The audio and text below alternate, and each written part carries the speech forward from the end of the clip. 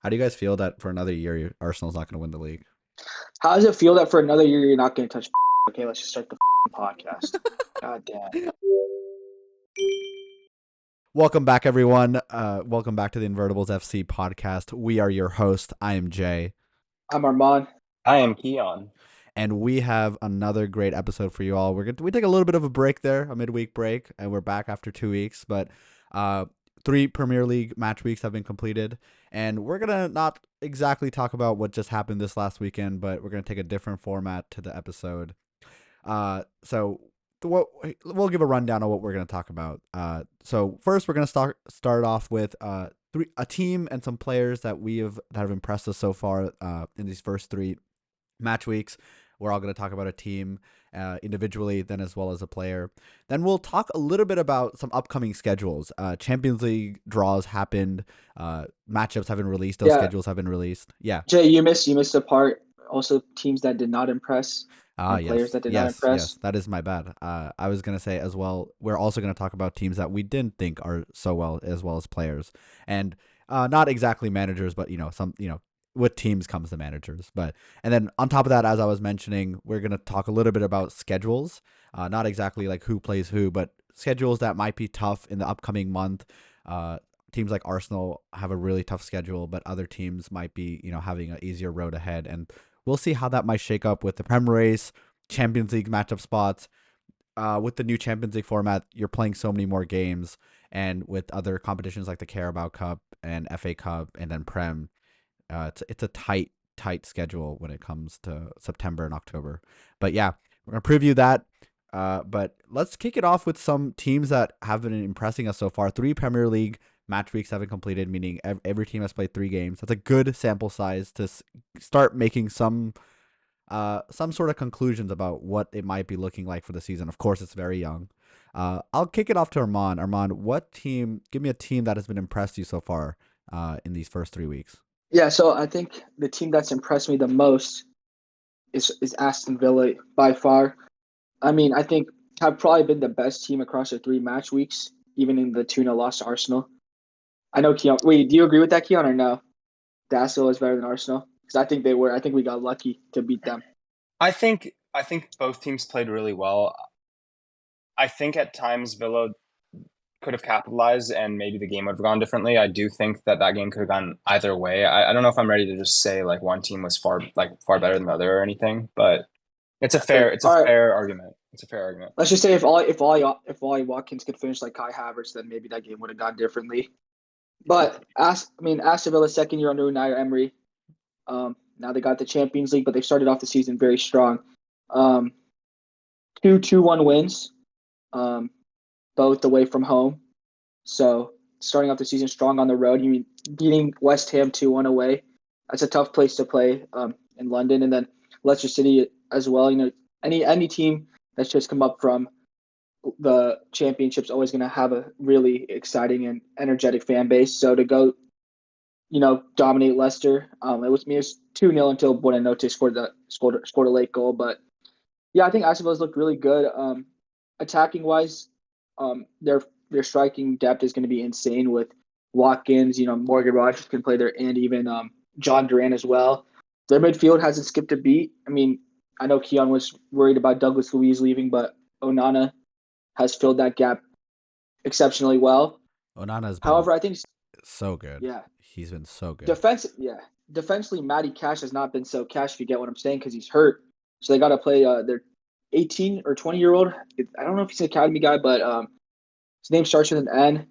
But I mean, he's put in a couple good shifts there for someone with zero Premier League experience beforehand, and Emi Martinez has had his couple rough saves, especially in the Arsenal game, but he'll definitely shape up to become the keeper we know he is as the games roll by. But Aston Villa's looked very good. I think defensively they'll continue to improve as the season goes by. But I really like their midfield and attacking depth, and I mean their midfield and attacks have been exceptional so far to start the year. Yeah, I think there was always like a question mark on Villa a little bit for me, where because they made a Champions League spot last year, and it was a little bit by the skin of their teeth. If Tottenham had not fumbled, I think that Tottenham would have gone that Champions League spot. So for them, to still Yeah, for be. sure. Yeah, and if Arsenal didn't lose to Villa, then they would have won the league. But guess what? That's not how it works, Jay. That's just not how it works. The- I'm not saying that they don't deserve it. I'm just saying that I think there were some question marks for me, at least. My personal opinion is like, can they keep up the production that they did last season? There's also question marks for Liverpool won the league because it was during COVID. So did they really deserve it? Okay. So we're gonna go You there. know, We're gonna go there, huh? I guess We're City gonna go choked. there. Yeah. You know, we So were up by like, okay, you get me there, like for like triggered wise, like for a fact that was not like okay. I don't even want to get into it. I don't want to get triggered. don't worry. Um, At least Liverpool could win their 12 o'clock games during COVID because there were no fans.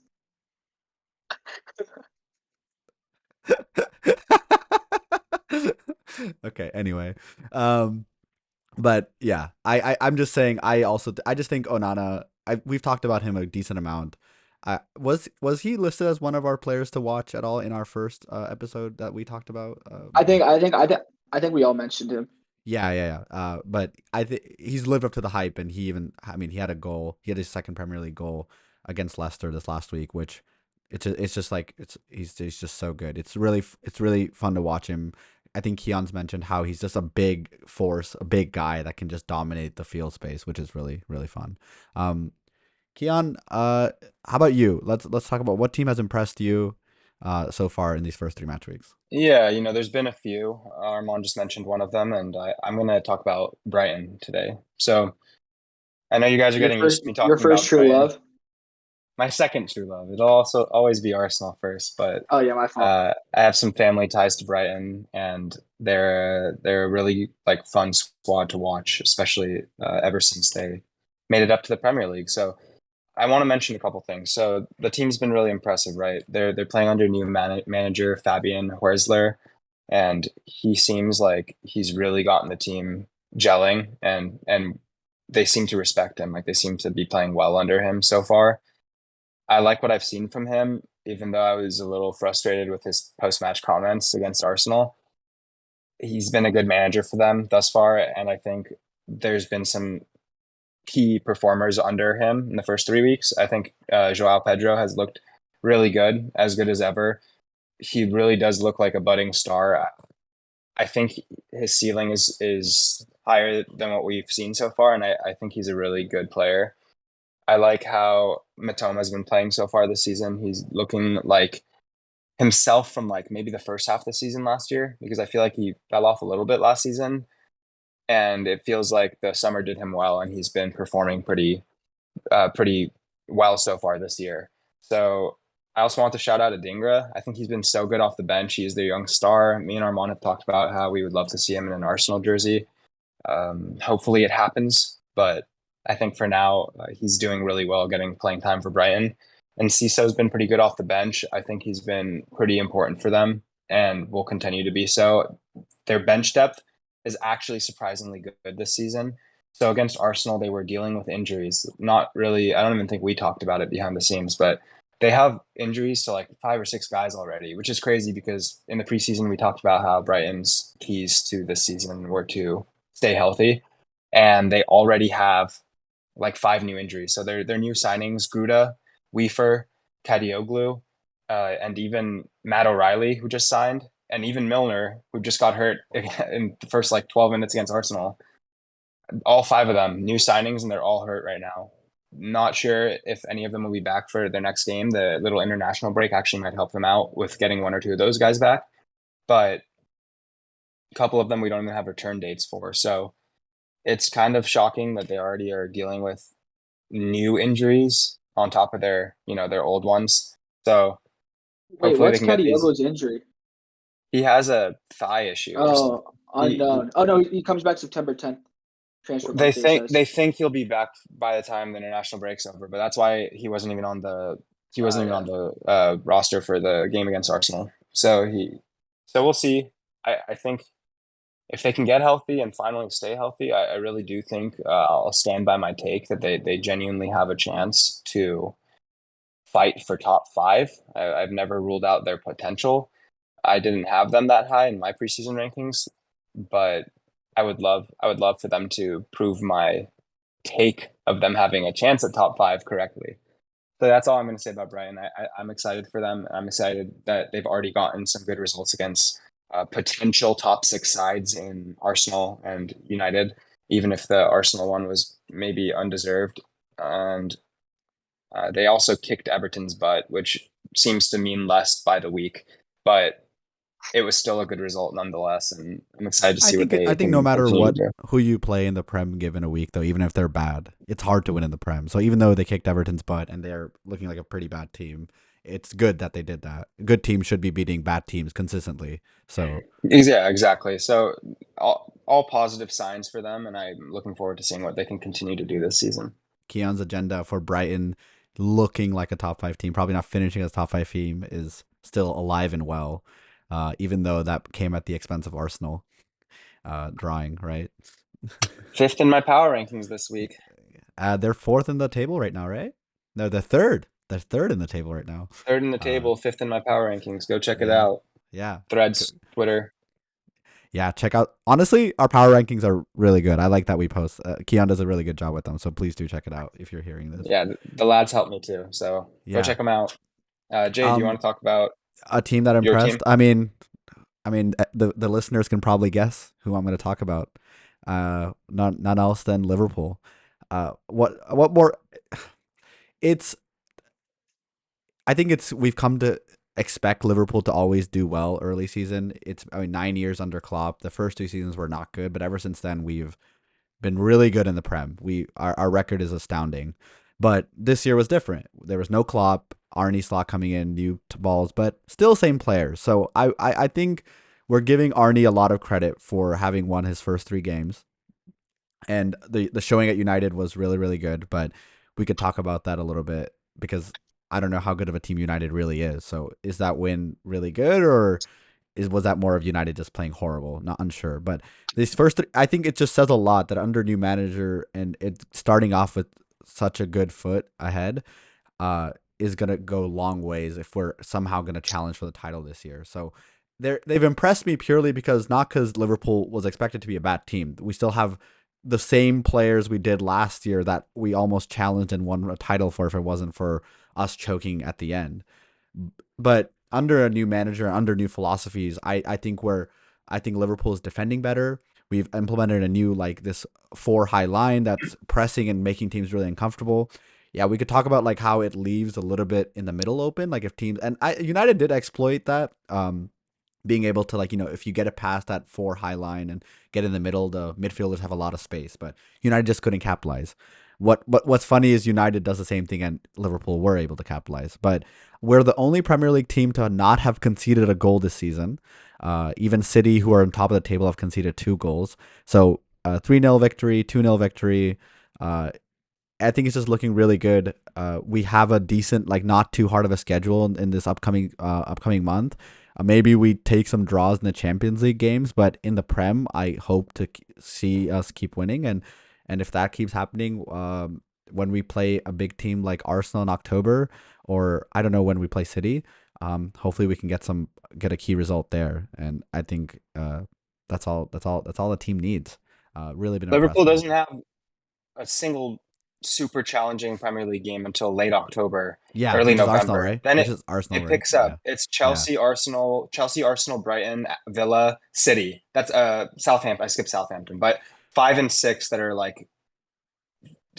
5, 4, and 5 that are really tough games. 5 and 6, 5 and 6 that are really tough games. So we got really lucky with that. I mean, everyone was looking super chill schedule. Everyone was looking at this United game that just happened, right? Like third game, you're playing a derby, you're one of your fiercest rivals. You never know how that game's gonna go. And for United have to underperformed a bit, and Arne Slot to have still performing, it's a really big victory, confidence booster for Liverpool, I think. So hopefully we can take this victory at the end of August into the September, where we're not playing very hard teams, but we're still going to be playing 2 Champions League games, which are very important because you're not going to play the same team again. So I think the Champions League games matter a lot. Like Milan away, that's going to be really hard. And we're playing West Ham in the Carabao Cup 3rd round. That's a hard game in the Carabao Cup. West Ham's a team that we could have easily made this list as teams that have impressed us. So But yeah, Wait, really quick. I just wanna say something. So like, just to double down on what you're saying, that I think Liverpool's early season is so great for them because under a new manager, they, with United now out of the way, like you just said, went much easier than expected. They have this lucky, fortunate situation where they get to build up their confidence until October 20th, when things just barely start to get harder. I imagine Chelsea will be somewhat formidable. So I'm going to start right there. October 20th. I'm going to say every fixture really quickly out loud. Liverpool home against Chelsea, away at Leipzig in Germany, away at Arsenal at North London, home against Brighton, away home against Leverkusen, home against Villa, away at Southampton, home against Madrid, home against City, away at Newcastle. That's October 20th to December 4th. A stretch in which there's maybe one easy opponent in that entire stretch. So that it'll be Yeah. very season defining, and Yeah. they're very fortunate they get to have this period of time to build up to that tough That's schedules. exactly. If they can stay healthy, we can definitely come away from that saying that they got very fortunate and very lucky with the schedule makers there. The best case scenario would be that we have yet to have dropped points, or maybe one draw by the time we play Chelsea on October 20th, which is a big game. Then we play Arsenal next week, right? I think that's the best case scenario for Liverpool. I'll ask you guys this. I know we all had Liverpool finishing third at the end of the season, but so far what we've seen in the first 3 games, and as you said, it's a very tough schedule, late October into December. Can Liverpool challenge for a title? You think they've impressed? What do you guys think? And I'm gonna say they finished fifth. Actually, I think Aston Villa and Brighton are gonna finish ahead of them because they look so much better. Okay. Sure. Take my question I and think- twist it. I mean, Liverpool will challenge, but Like, are they Please. real contenders? I mean, we had them as distant thirds. We knew it was We gonna be we really won't know. no, until I that said stretch. I said Liverpool would contend until like the second half of the season. But Until Mo after Salah starts to Christmas? fall off a little bit. after Christmas. Mo Salah typically the last couple weeks, especially in the title races, been known to falter a little bit. So I mean, Maybe. I agree with Keon though. So it's those 6. Is that probably what, like 6 week span? That's gonna show Yeah. what Liverpool's made of. Because you guys, I mean, luckily most of those games are home, but I still think Brian can come in there. I mean, Anfield's overrated. I mean, that's a known fact. Anfield's overrated. No, but I think with how competitive the Prem is, like I wouldn't be surprised if Brian come in there, draw. Chelsea. Remember when I remember when Chelsea and Liverpool had a span of like 8 games in a row where every game was a draw. Yes, You remember that? It was like yes, from 2018 to like 2022. yeah. So like City and Liverpool seem to always play draws regardless of where they're playing at. So yeah. I mean I think to be contending, I think you can probably afford a draw to Arsenal and a draw to City, Maybe. and you have to win all those This- other games. I mean, Arsenal took a little bit of a title hopes drops with this Brighton draw, even though Yeah, but- we're not but going to get into the- it because it would become the a re- heated the rest- conversation. But The refs are gonna have to come bail us out eventually one time. against City, Hopefully against City. Nice little pen in the 96th minute. yes. We want some makeup calls. No, but I I want think them basketball yeah. makeup calls, bro. Yeah. I want them I NBA think for makeup calls. But if Liverpool wants to contend, I think 13 out of 15. No, because you said away at Newcastle too, right? Yeah, that's how Newcastle- they end at yes. Newcastle So away. so what? There's like 21 points, like probably 17 to 21. Win That against span Chelsea. of games that I Yeah. said, yeah. Yeah, that's probably the toughest run of games that any probably Prem team has across like 6 to 8 games, Yeah. respectfully. Yeah. Because I know Arsenal has a hard stretch, but luckily it's like we play Tottenham City, little break, then we'll play Liverpool, Chelsea. So Yeah, that was We'll 6 see. of 7. 6 of 7 against top 7 sides, top 6 Yeah. sides. We can move a little bit on to players now, specifically players. I think we mentioned a few players there on their respective teams that have been impressing. But Armand, how about you take it again? Give me one player that has impressed you so far in these first 3 weeks. Keon, why are you looking at the camera like that? Bro was stuttering. I'm I did sorry. stutter. I I did stutter. was I like, did stutter. you're just like, what? All right, I've talked about Morgan Rogers, so I'm not going to mention him again. I'm going to go with another Villa player though, John Duran, the backup striker. This is something I saw on Twitter actually right now. Duran. Duran, Premier League history with a minimum of 5+ goal, best minutes per goal. Does anyone want to take a guess where John Duran ranks in the history of the Premier League in terms of minutes per goal scored? 7th. I don't No, know. What is He it? ranks What are the Fourth. second behind Jeez. Erling Haaland. Okay, also to be fair, this does have Dennis Undav in the top 5. So I don't know how much stock you can really put into this, but Duran has been There's no minutes limit there then. I mean, it's minimum per 5+ goals, but there's the only thing. I mean, coming off the bench twice, scores the winner against West Ham, scores a goal to essentially clinch the win for Villa against Leicester City. I mean, I've been put on the game by Twitter, but I've been watching because I was also really high on Villa. I want this guy at the Emirates. Like, I think in terms when it comes to ball striking ability, I mean, you should see some of the goals he scored last year. Like, where just rockets, top bins. His ability to pick up the ball, can play with his back to goal, make runs. He's comfortable carrying the ball forward. I think, he's just really clinical in front of goal. And I think Villa have a gem on their hands, and they're going to need to manage him properly because this guy has serious top 5 potential in terms of being a striker. People want to talk about Evan Ferguson at Brighton. I think this guy's a real deal. He's the next big Premier League striker if he stays. But to get someone, he's 20 years old, and to be as clinical as he is in front of goal already, it's ridiculous. I mean, I think he has everything around to be like one of the best strikers in the Premier League if he gets a move to a big club, or if even if he starts alongside Ollie Watkins. I would like to see him start alongside Ollie Watkins though, because I know Morgan Rogers has kind of been playing in that kind of like false 9 role where he drops into.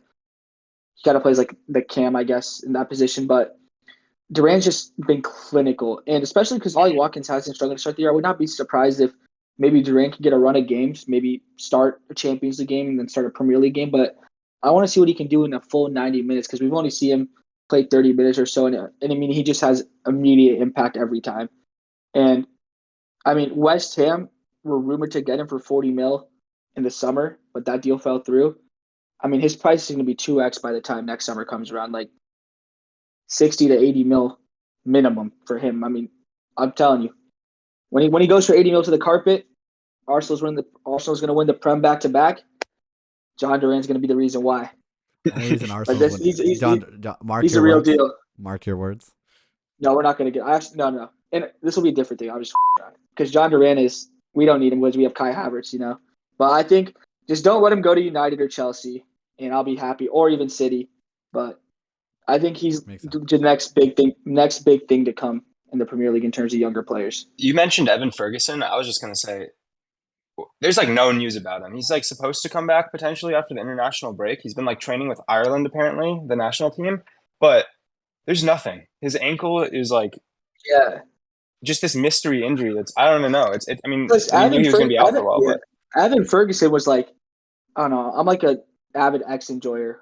So like I'm always on that app, and like people last year were like, "This guy's the next 120 mil striker." Can we not like let's just call it Twitter, please. That's what it's called. But we were going crazy on Twitter. They were saying that Evan Ferguson and Osimhen are the only 100 mil plus strikers, but I think John Durant is going to be in that next tier in terms of like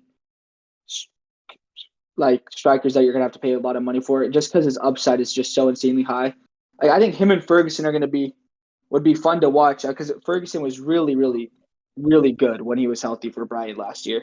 I think to end the year 2 years ago. But I'm going to stop yapping about John Duran because I'm kind of just repeating myself. But I'll let Keon take it over now.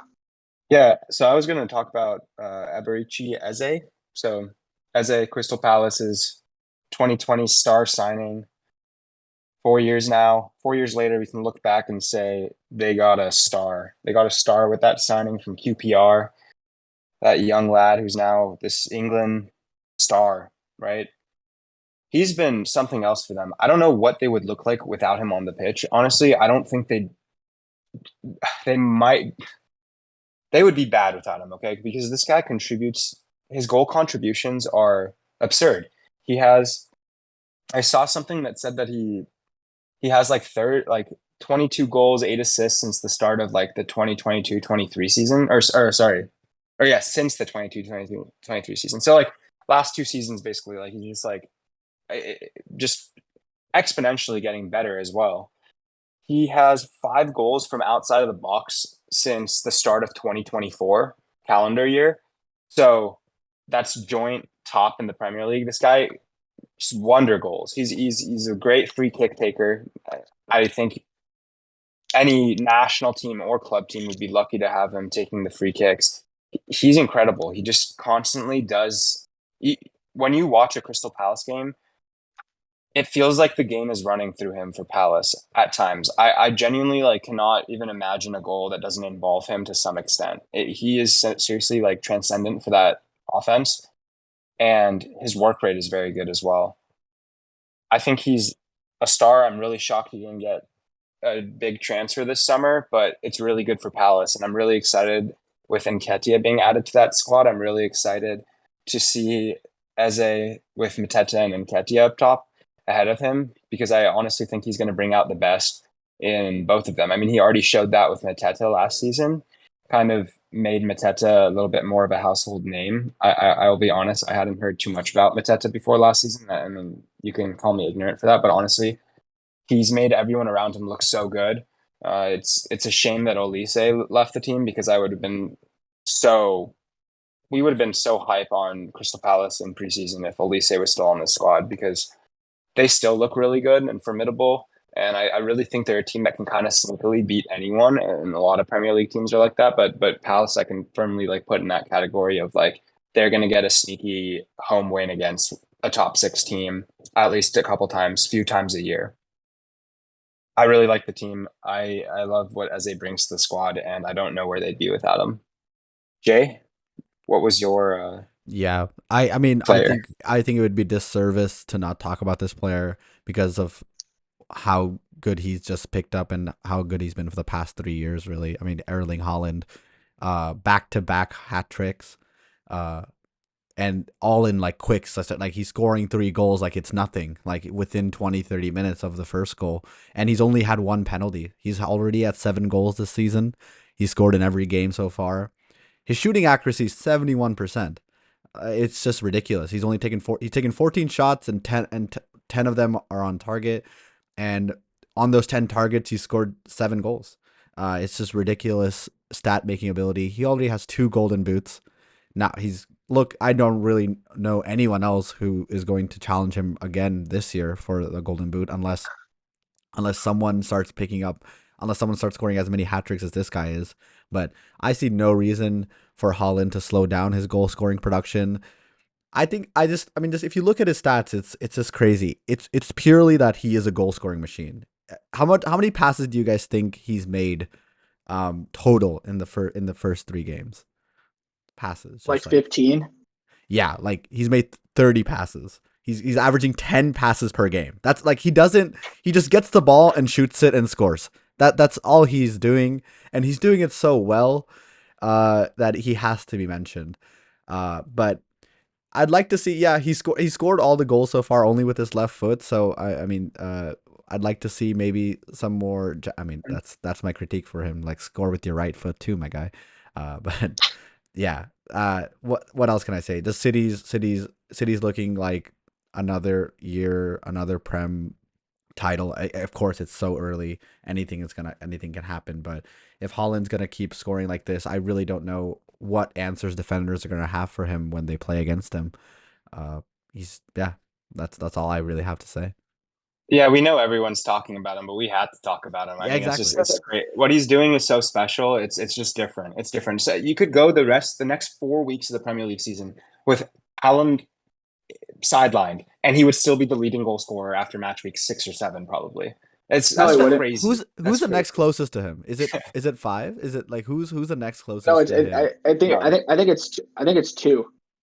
Yeah, the next No, closest is no. like Salah scored 3 goals. I know that, so I know it's not 2. it's probably Oh wait, 3.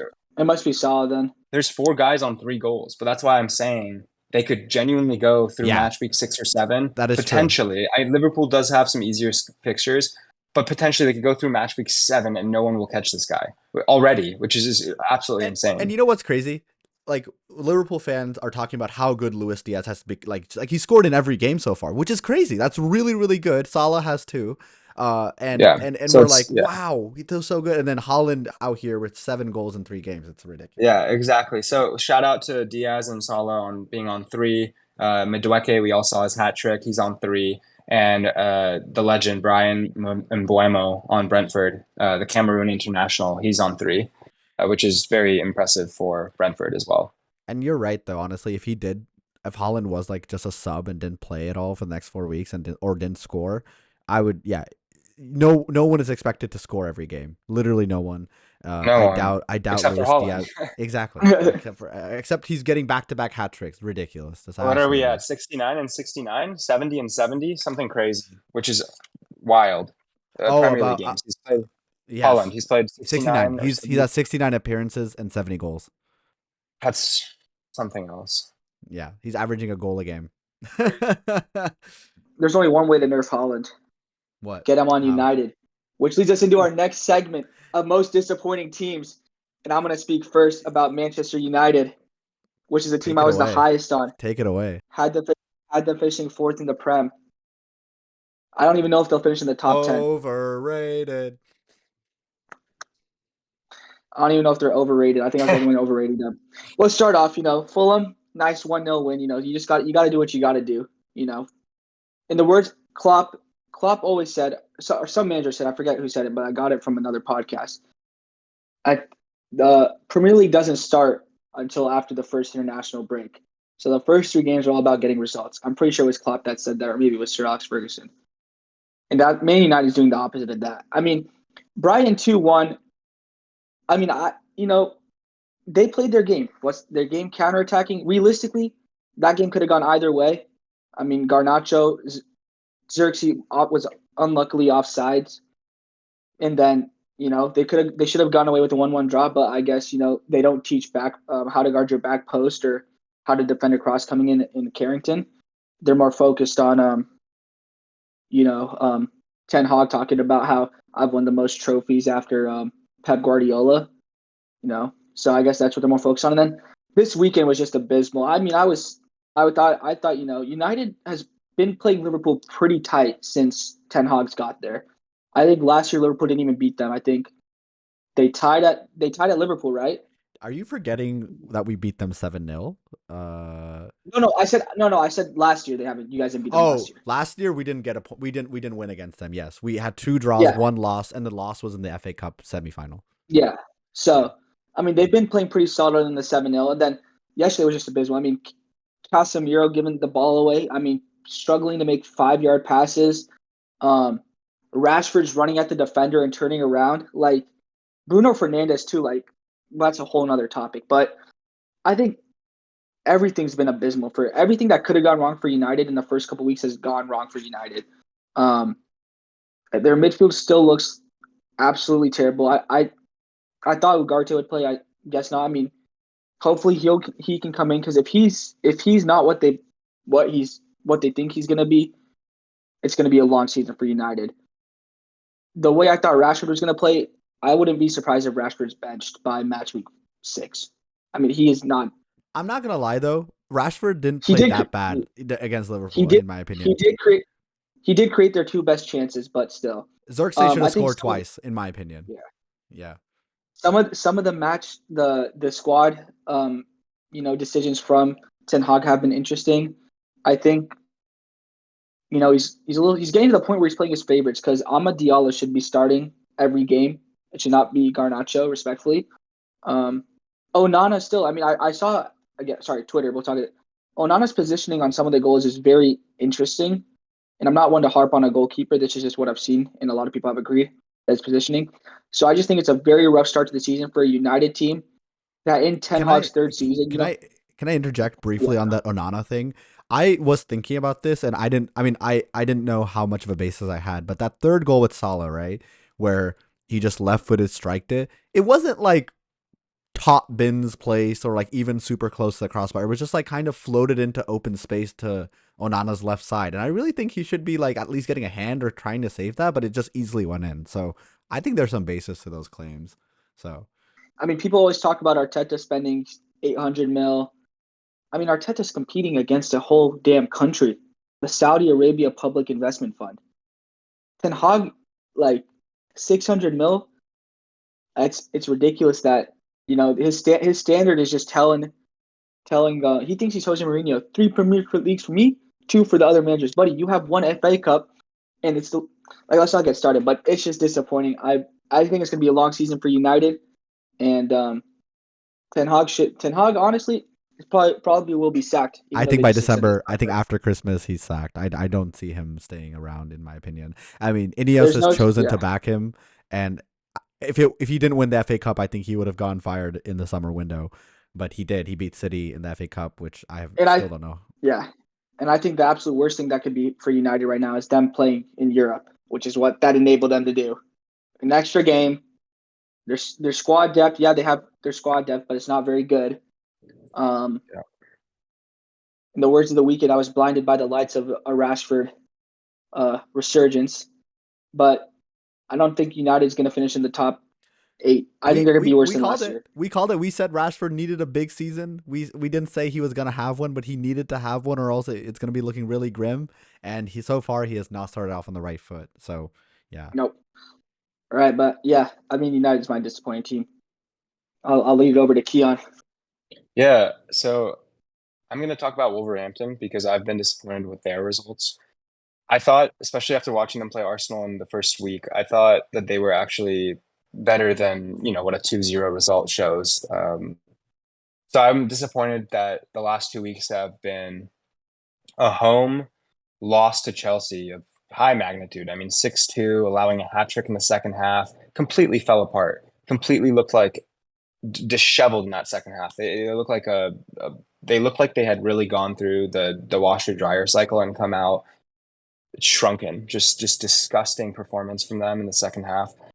After a promising, albeit still sloppy first half, I thought they showed promise. Like the 2-2 scoreline at halftime was disappointing because I actually thought if they had just like cleaned up a little bit better and played a little bit better defensively, that they could have been up at halftime. But then to watch that second half unfold at your home stadium was very disappointing. And now you get your first real chance at 3 points, right? I just mean not playing a top team, a top expected top club, right? In Chelsea and Arsenal. They play Forest away. Sure, it's away, but it's Forest, a team we have talked about being a potential relegation candidate. They go to Forest and they take fewer shots. They create fewer chances. They don't have the majority of the possession. They don't have as good of pass accuracy. They get fewer corner kicks than Forest. They didn't perform nearly as well as I thought they would.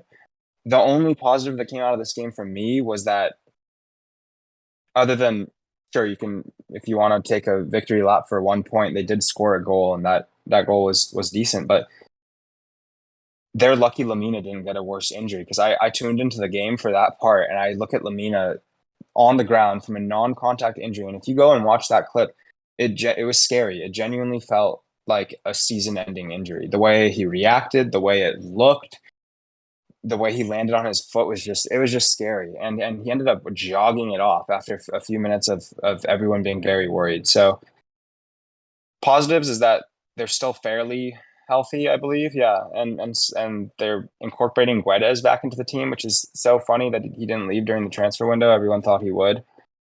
They have a lot to figure out, and I expect a little bit more from Gary O'Neill and this squad, because I do think they have some talent, and I think they should be fighting for, a top 10 spot borderline, kind of like where Palace is, kind of like where Brentford is right now.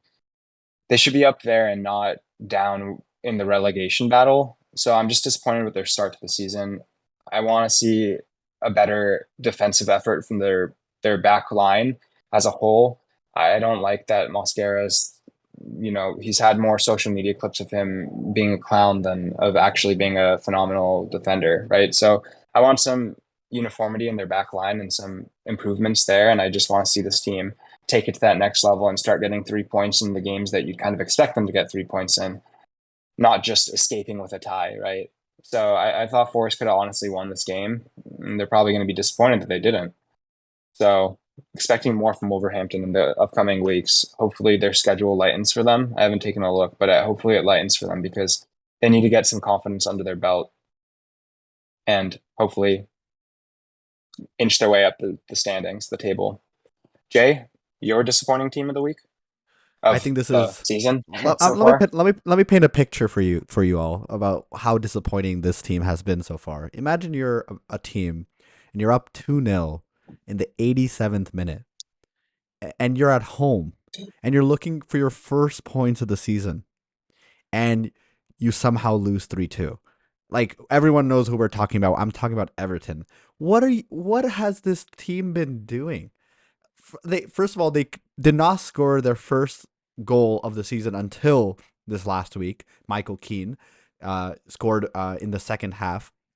And then they were looking really solid. They had a solid first half. They're at home. The fans were into the game.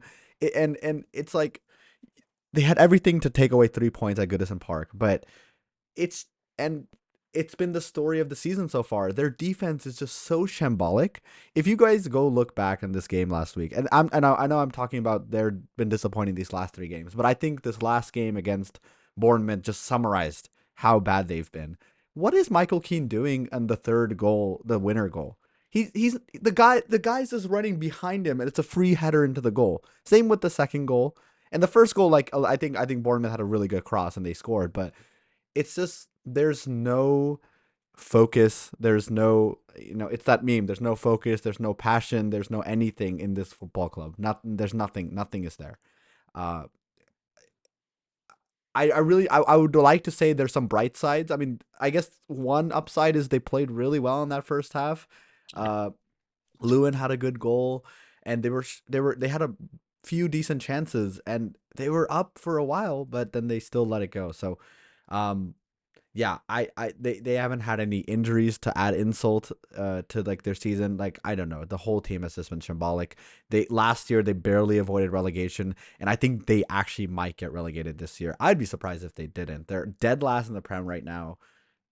Like a team like Everton, that's not even like some no-name team or a team that gets promoted every year that's like expected to be in relegation, is actually dead last in the Prem. So there's not much more I can say about how disappointing this team has been. Uh, do I love seeing it? Yes, of course. I'm a Liverpool fan. Why would I want Everton to do good? But yeah, it's been horrible to watch this soccer team. Yeah, so I'm actually gonna steal Armand's turn for the players, disappointing players, because I want to talk Yeah, about mine first since it goes please along do. with what Ew. you're talking about. Yeah, please do. So my disappointing players are Keane and Tarkowski because I think, being two veterans on that Everton So squad, bad. So bad. they Yeah.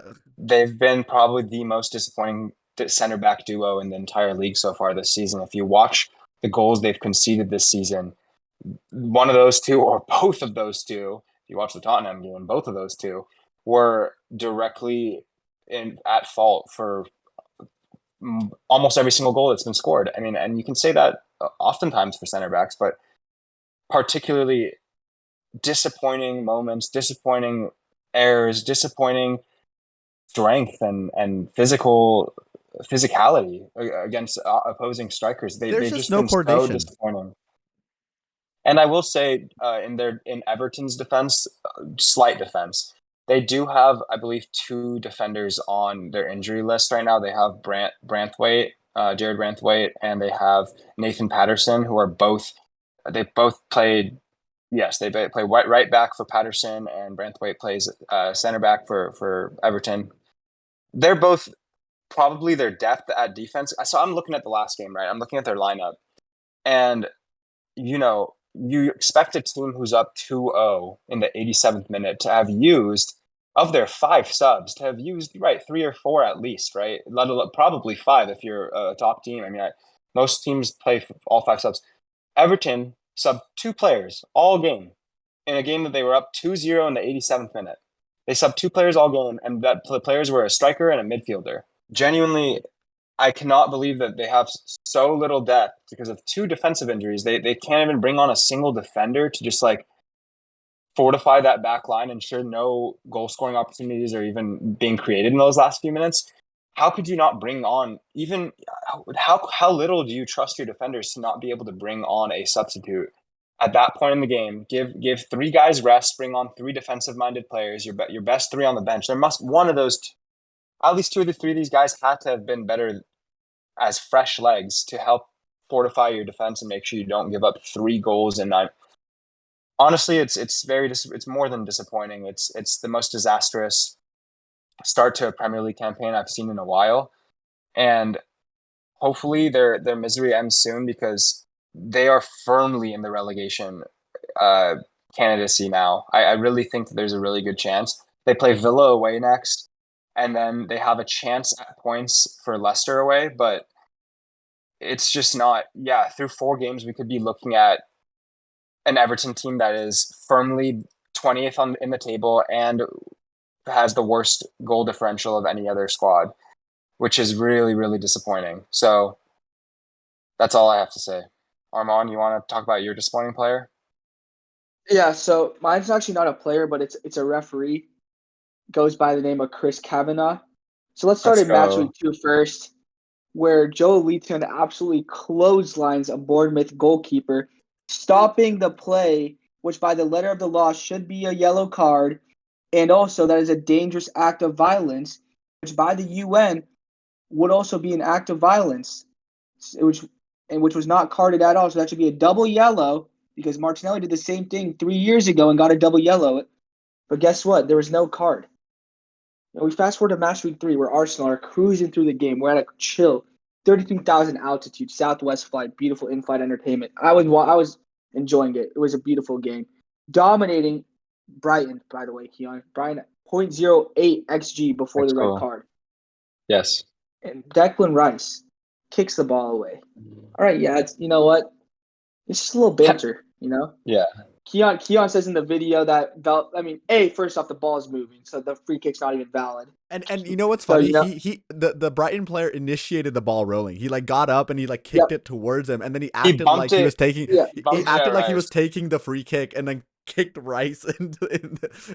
While it's moving, not where the spot of the foul happened. While it's moving, and on top of that, if you watch the video in slow-mo, he is not even attempting to kick the ball. It's very clear that the ball is now rolling away in a different direction, and his leg isn't at ball level. It's at Declan Rice's knee level. It's like at thigh level. Like he's going for ankle, above ankle, well above ankle. He's not anywhere near hitting a ball that would be on the ground. So I don't know what Anyways, VAR is. if you're gonna give a yellow card for that, then João Pedro should have a yellow card in the first half. Estupinian should have a yellow card. There should have been 7 yellow cards. All of Brian's. I think the United Liverpool game also, like some guy like completely threw the ball on the restart. There's no listen. It's like what Arsene Wenger said. If I die, I'm going to ask God where the referees are before I decide between heaven or hell. And I think ever since that quote, I mean, there's the FA rule book and there's the Arsenal rule book. I was telling Keon too. Since Arteta's been appointed manager, we've had 17 red cards, and the next closest team is 7. And you can't tell me that is a byproduct of Arsenal playing more aggressive when teams like Everton exist. You have a team that consists of Lisandro Martinez and Casemiro, who put in some of the toughest challenges I've ever seen. You have teams that just play gritty. Though it doesn't come down to that. Newcastle as well. I mean, if you want to look at a prime just refereeing shit class, you just have to watch like a Newcastle against any top 6 squad. I love it. I think it's prime Barclays. I think it's beautiful. I think honestly, like, I have no problem I honestly appreciate the fact that they're not giving as many red cards, but consistency is all we ask for. And the amount of times that a referee decision, especially when you're in such a tight title race with City, influences it, is insane. You could argue the same thing for Liverpool. Well, Liverpool also got helped by the refs a lot. I mean, that's why they were called the VAR pool. So, no, I'm joking. But I mean, just in general, there should be a lot of consistency because it's not only Arsenal that have got screwed. We're talking about Bournemouth, should have beat Newcastle. Handball, that's not a handball. Absolutely. I just think if you're the best team in the league, you have to have the best referees. Well, that's the end of my rant. That bullshit. Your turn, Jay. Honestly, I don't have too much to say about this player, but I kind of want to like mention him, and you guys can tell me as Arsenal fans as that I think he's been a tad disappointing. But I'm gonna briefly mention Martinelli. Uh, I think as well as both of you had high hopes for him in the preseason. He played really well in those preseason games, and yeah, I just think what has he even scored? What has he assisted or scored so far at all? In these first 3 games, Nope. but nope. And so yeah, it's a 0 tad goals, disappointing, 0 assists. and that's a bit disappointing. As one of Arsenal's prime attacking options if they want. So I think he's been a tad disappointing, and I think if Arsenal want to challenge a title for City with Haaland playing like he's playing, you're gonna have these contests where maybe the defending is just not up to par one week, and you're down a goal or two, and you need someone to bring the energy. You need someone to maybe make a late equalizer. And Martinelli, I think he could be that guy, but he hasn't been that guy, and he needs to do some sort of contribution at the level he has, or else. I think we briefly mentioned it in the Break or Make episode, our first episode.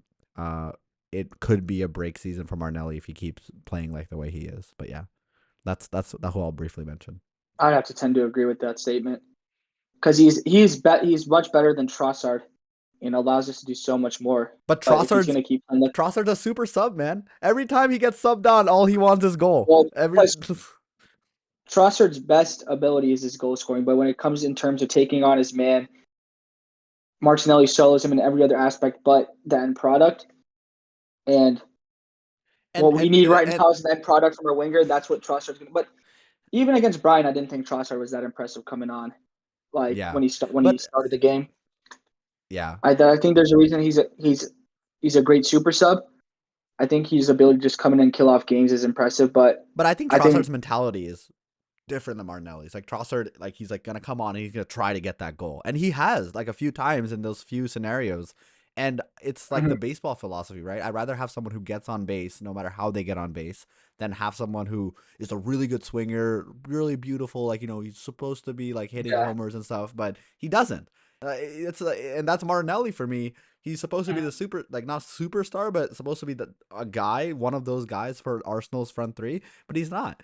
And I don't know if Saka can't always be doing it, right? Like he can't, like he needs help.